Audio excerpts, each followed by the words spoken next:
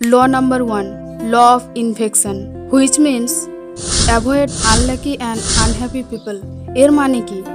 কোনোদিন কাউকে জলে ডুবতে দেখেছেন? এবার আপনি তাকে বাঁচানোর জন্য কোনো লাইফ সাপোর্ট বা দড়ি ছাড়াই ঝাঁপিয়ে পড়েন, তাহলে কি হবে? সেই ব্যক্তিটি তো ডুববেই, সাথে আপনাকেও জলে ডুবিয়ে ছাড়বে।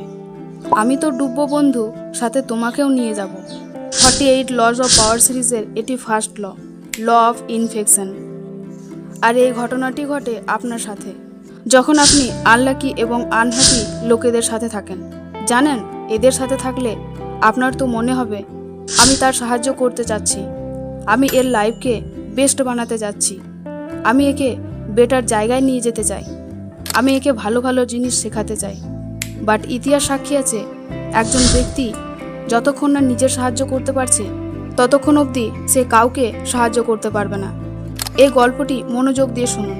এই গল্পটি খুবই পপুলার একটি গল্প, যেই গল্পটি লিওনার্দো দা ভিঞ্চি বলেছিলেন, যিনি মোনালিসা পেন্টিংকে বানিয়েছিলেন। একবার এক কাক এক বীজকে নিয়ে বাসায় ফিরছিল। এখানে বীজকে আপনি এন্টিটি বা একজন মানুষ মনে করুন।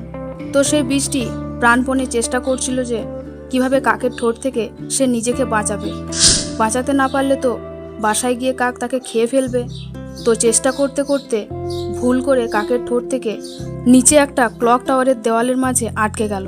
এবার সে দেওয়ালকে বলছে, দেওয়াল ভাই প্লিজ আমাকে বাঁচান, নয়তো সেই কাকটি আমাকে খেয়ে ফেলবে। আমিও বাঁচতে চাই, একটা গাছ হতে চাই। এই কথাগুলি দ্বারা সে দেওয়ালকে ম্যানুপুলেট করার চেষ্টা করতে শুরু করলো। আমি যখন বড় বৃক্ষ হয়ে যাব তো তখন তোমাকে ছায়া দেব, তোমাকে আমি রক্ষা করতে পারবো, তোমাকে ঝড় বৃষ্টি রোদ থেকে বাঁচাতে পারবো।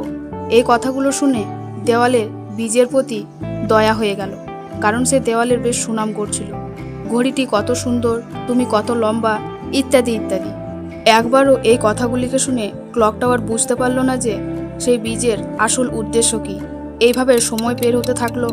একসময় সেই বীজ বৃক্ষে রূপান্তর হয়ে ধীরে ধীরে এত বড় হয়ে গেল, এত বড় হলো যে এক সময়ের পর সেই দেওয়ালকে ভেঙে দিল। একদিন যেই দেওয়াল হেল্প করতে গিয়েছিল, যার এখন তারই হেল্পের প্রয়োজন। কনক্লুশন হলো এই যে আপনি একেবারে কঠোর হয়ে যান। এক্সিলেন্সের চাবিকে পেতে চান, তাহলে দয়া আপনারই পথের কাঁটা হয়ে যাবে। কেন? কারণ লোকেরা সবসময় আপনাকে ম্যানুপুলেট করার চেষ্টা করে।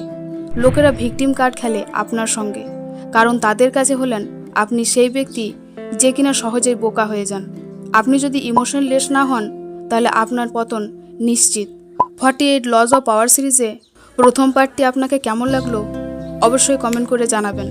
আর আপনি কি পরের লগুলোতে ভিডিও চান, তাহলে কমেন্ট বক্সে আমাকে অবশ্যই কমেন্ট করে জানাবেন। আপনাদের সঙ্গে আবারও দেখা হবে পরের কোনো ভিডিওতে। ততক্ষণের জন্য ভালো থাকবেন, সুস্থ থাকবেন। ধন্যবাদ।